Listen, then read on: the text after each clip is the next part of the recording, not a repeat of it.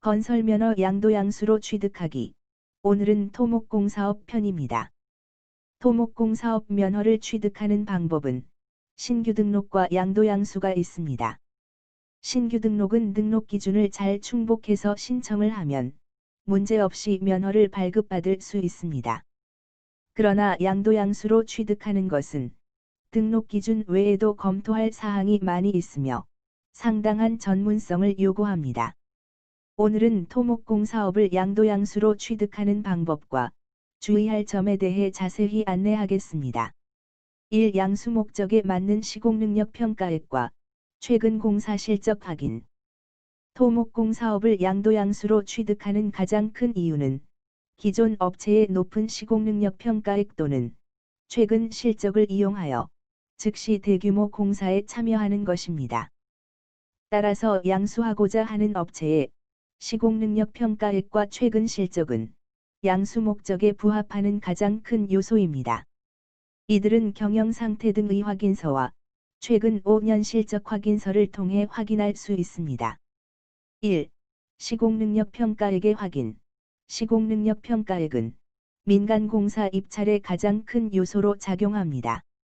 발주자가 민간업체인 경우 발주공사의 규모에 맞는 시공능력 평가액을 보유한 업체를 대상으로 선정하기 때문입니다. 행자부 등의 입찰에서는 크게 중요하지 않으나 민간 발주공사인 경우에는 발주자가 요구하는 시공능력 평가액을 확인한 후 업체를 물색해야 합니다. 2. 최근 5년 실적. 최근 5년 실적은 토목공사업 물건의 시가를 결정하는 가장 중요한 요소입니다. 최근 실적이 높을수록 매물의 가격은 거의 비례적으로 올라갑니다. 이런 이유는 행자부, 조달청 등의 입찰에서 입찰 가능 금액을 결정하는 요소이기 때문입니다. 본인이 원하는 입찰 공사의 금액을 어느 정도 결정한 후 조건에 맞는 최근 실적을 보유한 업체를 물색하면 됩니다. 필요 이상으로 실적이 큰 업체를 선정하면 매물 가격이 본인의 예산보다 높아지므로 괜한 수고를 할 필요가 없습니다. 3. 재무비율과 신용평가 등급. 유동비율과 부채비율의 재무비율 또한 매우 중요한 요소입니다. 본인의 업종에 따른 업종별 평균 비율과 비교해서 적격 여부를 확인하면 됩니다.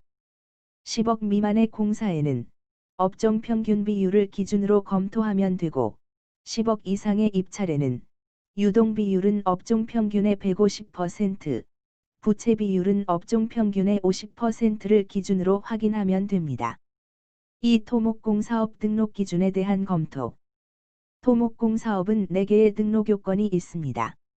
이들 등록 요건은 상시 충족을 원칙으로 하기 때문에 인수하려는 업체가 이 기준을 잘 충족하고 있는지 확인해야 합니다. 이 검토를 게을리하면 인수 후 행정처분을 받을 수 있기 때문입니다. 1. 자본금 5억 원 이상. 2. 기술능력 기술자 6인 이상. 3. 공제조합 출자 보증 가능 금액 확인서. 4. 시설장비 사무실. 이들 등록 기준을 자세히 설명하면 다음과 같습니다. 1. 자본금. 토목공사업 자본금 5억 원을 직전 결산일 현재 부족함이 없이 보유하고 있는지 확인합니다. 실태조사 선정 기준이 직전 결산일 현재 재무제표이므로 기업 진단 수준으로 정확히 판단해야 합니다. 2. 기술능력. 기술능력은 토목 분야 중급 이상 2명을 포함한 총 6명의 토목 분야 건설 기술인이 줄곧 보유되고 있는지를 확인합니다. 만일 중도 퇴사 등으로 결원이 있다면 50일 이내에 결원이 충원되었는지 표를 그려가며 검토해야 합니다. 3. 공제조합 출자금. 공제조합 출자금은 보증 가능 금액 확인서를 발급하면 즉시 확인할 수 있습니다. 토목공사업 5억 원 이상의 보증 가능 금액이 기재되어 있으면 됩니다. 이 조건을 충족하기 위해서 융자금의 유무는 영향을 미치지 않습니다. 4. 시설장비. 토목공사업은 별다른 장비는 요구하지 않으며 사무실만 구비하고 있으면 됩니다. 사무실의 건축물대장을 확인하여 적합한 용도인지 확인하고 임대차 관계, 소유권 관계를 추가로 검토하면 됩니다. 이상의 등록 기준을 충족 여부를 확인하면 최종적으로 인수 의향을 확정할 수 있습니다.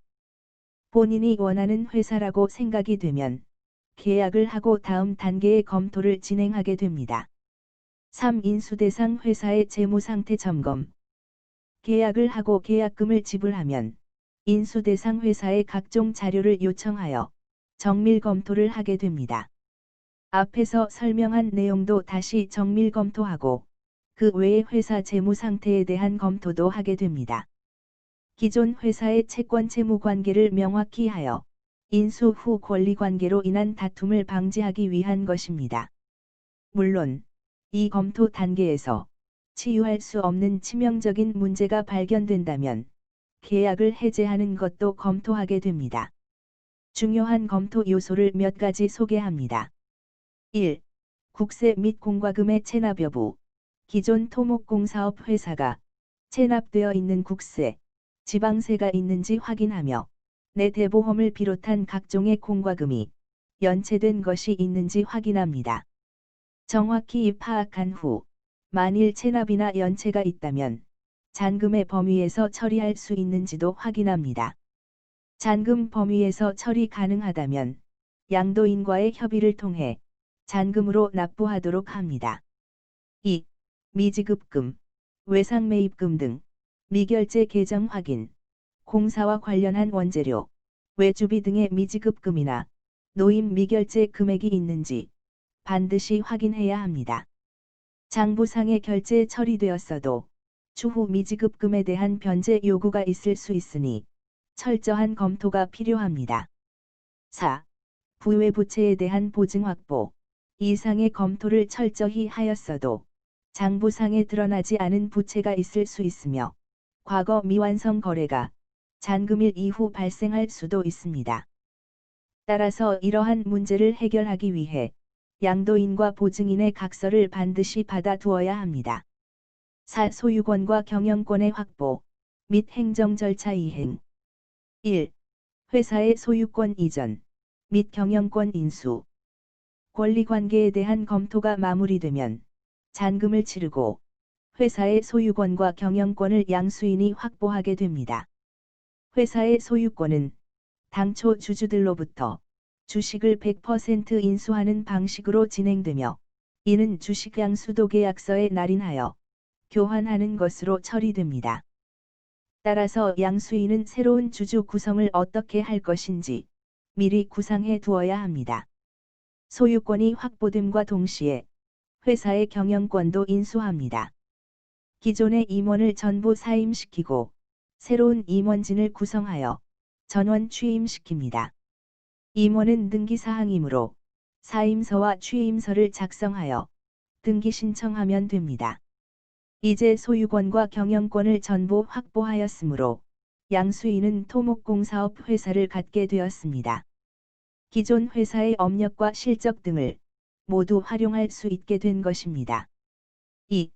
토목공사업 건설업 등록증, 기재사항 변경 신청과 공제조합 출자 기재사항 변경 신청, 대시 공제조합 이관 신청, 관할을 달리하여 회사를 인수하였다면 거래하기 편한 가까운 공제조합으로 업무 이관 신청을 합니다. 대시 사업자 등록증 정정 신청, 상호, 주소, 대표자에 대한 정정 등기가 완료되면 사업자 등록 정정 신청을 합니다. 사업자 등록 정정 신청으로 인해 등록사항은 변경되나 사업자 등록번호는 바뀌지 않고 그대로 유지됩니다. 새로운 사업자 등록증을 발급받으면 주거래은행을 선정해서 계좌를 개설합니다. 대시 건설업 등록증 기재사항 변경 신청, 회사의 본점 소재지, 사무소가 변경되었으므로 건설업 등록증 기재사항 변경 신청 대상입니다. 새로 바뀐 주소지 관할, 대한건설협회에 상호, 주소, 대표자 기재사항 변경 신청을 합니다. 물론 이 신청은 법인 정정 등기가 종료되어야 할 수 있습니다. 대쉬 공제조합 기재사항 변경 신청. 공제조합에도 회사의 상호, 주소, 대표자가 변경되었음을 알려야 합니다. 대표자의 보증 문제도 있으니 사전에 전화로 상담한 후 한 번 방문하여 처리합니다. 5. 토목공사업 인수 후 관리. 이상의 설명이 토목공사업 면허를 양도양수로 인수하는 절차입니다. 이 외에도 조달청 등록 변경도 있으며 세무사를 선정하여 기장 의뢰도 하셔야 합니다.